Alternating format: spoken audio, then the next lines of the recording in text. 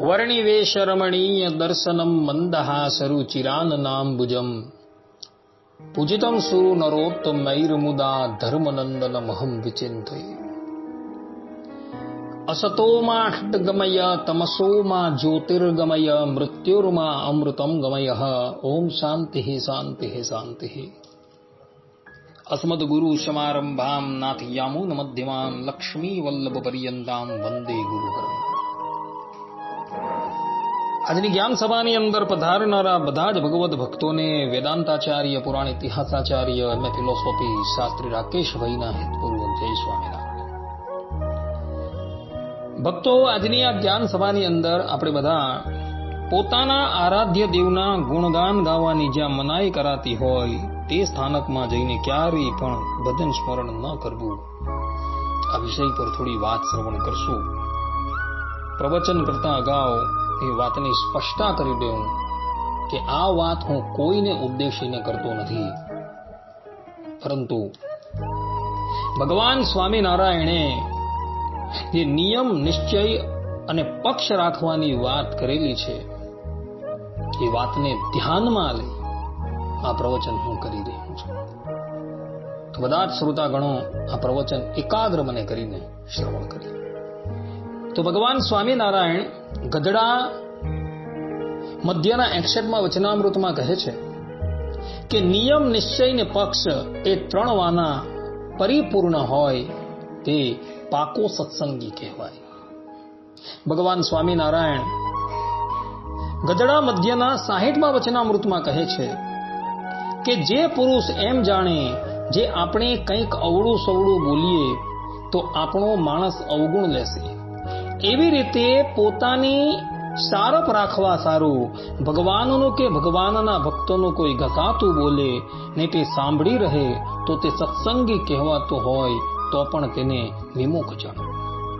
ભગવાન સ્વામિનારાયણ ગઢડા પ્રથમના 78માં વચનામૃતમાં કહે છે કે જેને સત્સંગીનો પક્ષ ન હોય અને સત્સંગીને કુસંગીને વિશે સમભાવ હોય તો ગમે તેવો સત્સંગમાં મોટો કહેવાતો હોય પણ અંતે જાતા જરૂર વિમુખ થશે.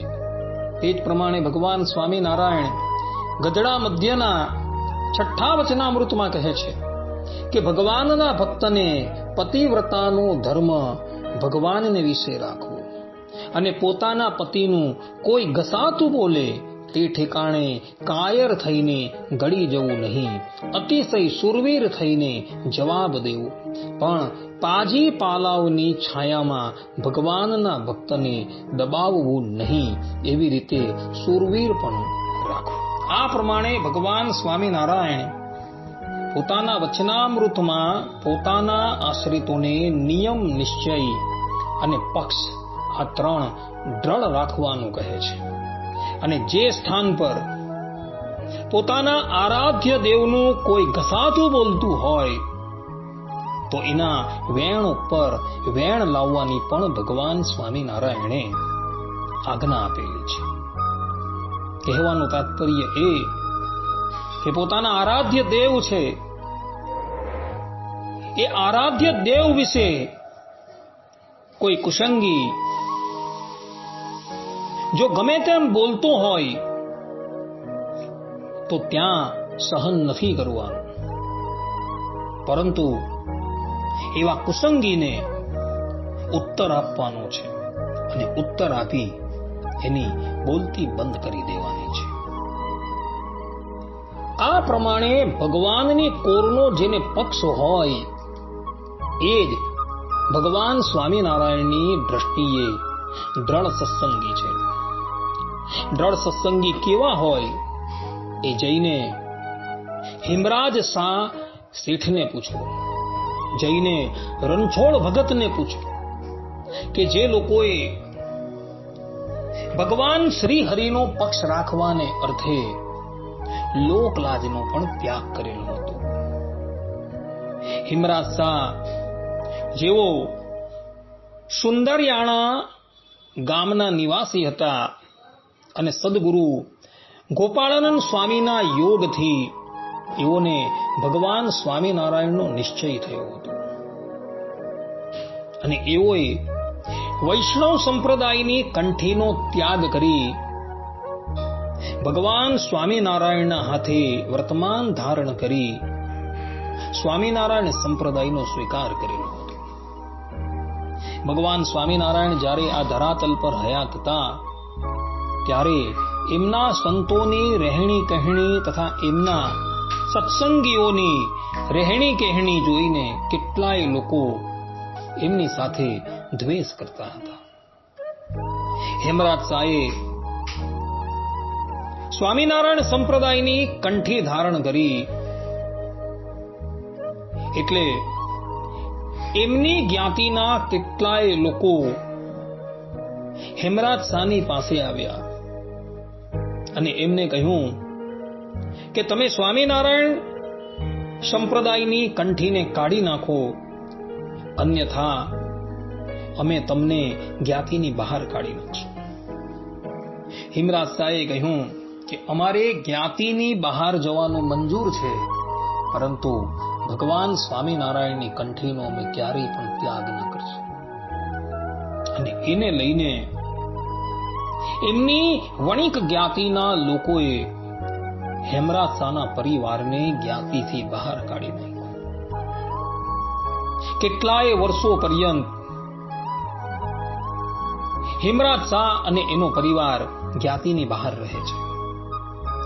હેમરાજભાઈ શાહ જ્યારે ભગવત ધામની અંદર જવાના હતા, ભગવાન સ્વામિનારાયણ એને લેવા માટે આવવાના હતા, ત્યારે હેમરાજ શાહે પોતાના પુત્ર પૂજા શાહ અને વના શાહ ઇત્યાદિક પુત્રોને પોતાની પાસે બોલાવ્યા અને કહ્યું કે સાંભળો, જો તમે કોઈના દબાવમાં આવી ભગવાન સ્વામિનારાયણનો ત્યાગ કર્યો ને તો તમને અને અમને આ લોક અને પરલોકમાં કોઈ સંબંધ રહેશે નહીં. આ પ્રમાણે કહી હેમરાજ શાહ ભગવાન સ્વામિનારાયણની સાથે એમના ધામમાં ગયા. હેમરાજ શાહ ભગવાનના ધામમાં ગયા, એની પછાડી કારજ કરવાનું હતું ત્યારે પૂજા શાહ અને વના શાહે પોતાની જ્ઞાતિના લોકોને ભોજન માટે નિમંત્રિત કર્યા. રસોઈ બધી તૈયાર કરાવી, જ્ઞાતિના લોકો ભોજન કરવા આવેલા છે.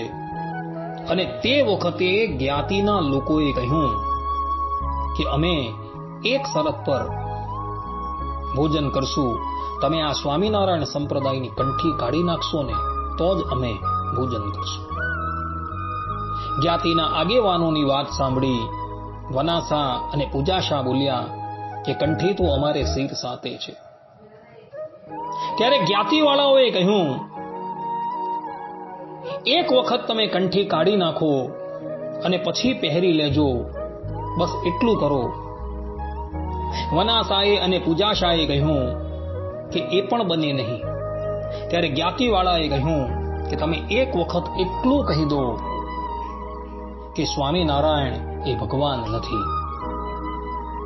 વના શાહે અને પૂજા શાહે કહ્યું કે તમારા લોકોએ ભોજન કરવું હોય તો તમે કરી શકો છો, ભગવાન સ્વામિનારાયણ ભગવાન છે, હતા અને રહેવાના છે.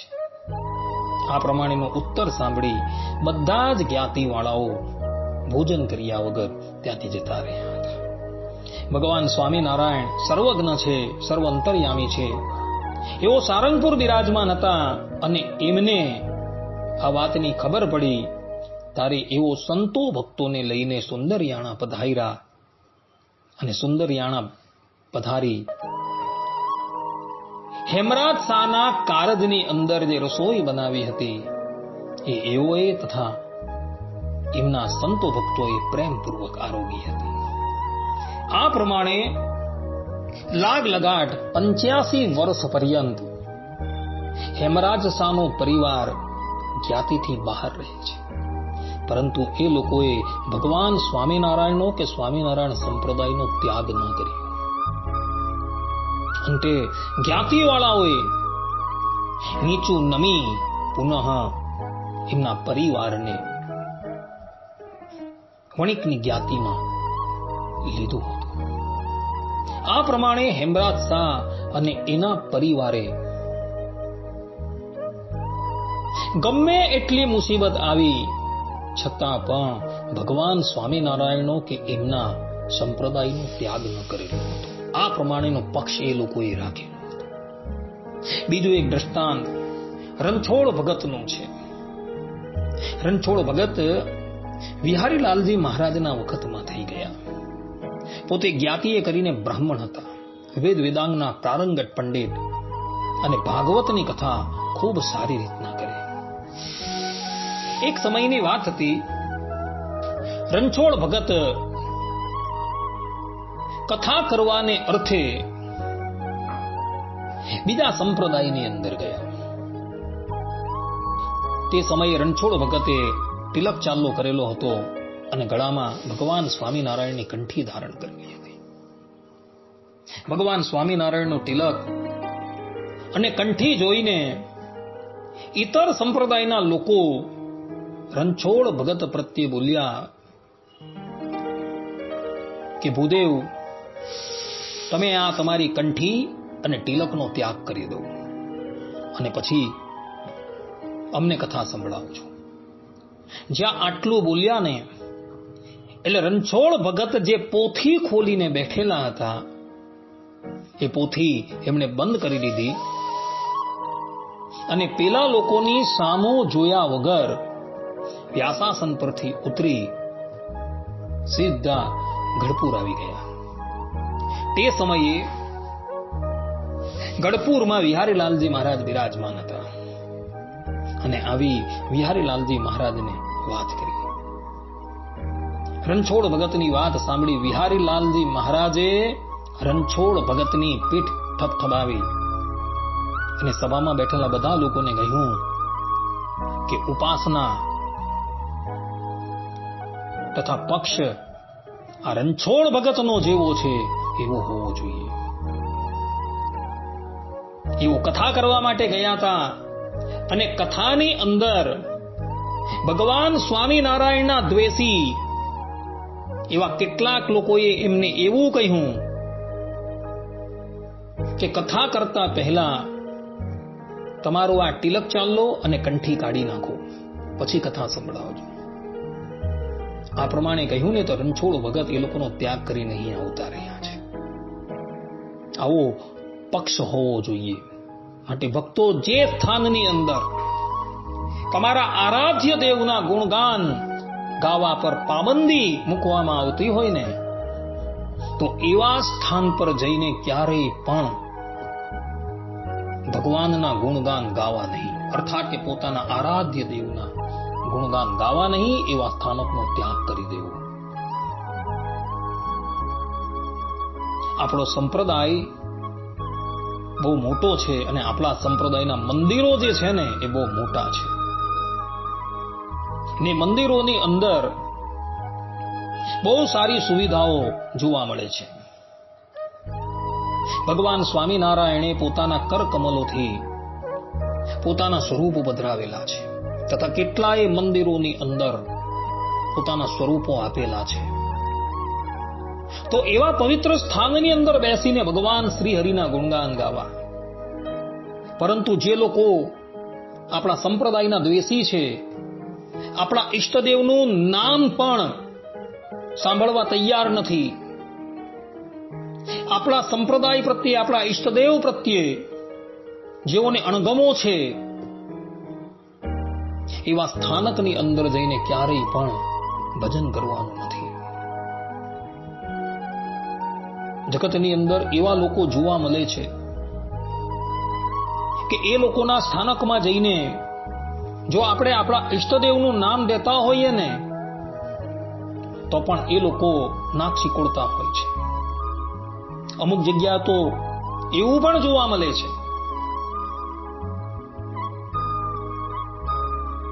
કે આ સ્થાન પર બેહીને ભગવાન સ્વામિનારાયણના ગુણગાન ન ગાવા, એવી પાબંદી મૂકવામાં આવેલી છે. ધિક્કાર છે એવા ભક્તોને કે જેઓ એવા સ્થાનક પર જઈને ભગવાનનું સ્મરણ કરે છે. અરે ભાઈ, આપણા મંદિરો બહુ મોટા છે, એ મંદિરમાં જઈને શાંતિથી ભગવાનનું ભજન કરો. એવા સ્થાનકોની અંદર જવાની કોઈ જરૂર નથી કે જ્યાં જઈને આપણે આપણા ઈષ્ટદેવના ગુણગાન ન ગાઈ શકતા હોઈએ એવા સ્થાનક પર ક્યારેય પણ તમે જતા નહીં. અન્યથા ભગવાન શ્રી હરિની અપ્રસન્નતા થશે. ભગવાન સ્વામિનારાયણ વચનામૃતમાં નિયમ નિશ્ચય અને પક્ષ રાખવાનું કહેલું છે. તો તમે નિયમ નિશ્ચય અને પક્ષ રાખજો. એવા સ્થાનક પર જઈને ક્યારેય પણ ભજન ન કરતા, અન્યથા ભગવાન શ્રી હરિની અપ્રસન્નતા તમારા પર થશે. જો વધુ કહેવાયું હોય ને તો ક્ષમા કરજો, પરંતુ કહ્યા વગર રહેવાતું નથી.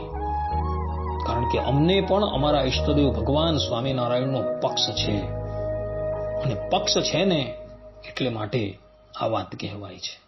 વધારે બોલાઈ ગયું હોય તો ક્ષમા કરજો, પુનઃ હું ક્ષમા માંગુ છું. એટલું કહીને હું મારા પ્રવચનને વિરામ આપું છું. સર્વે સંતુ નિરામયઃ, સર્વે સુખીનો ભવંતુ, સર્વે ભદ્રાણિ પશ્યન્તુ, મા કશ્ચિત દુઃખ ભાગ ભવેત. અસ્તુ. જય સ્વામિનારાયણ.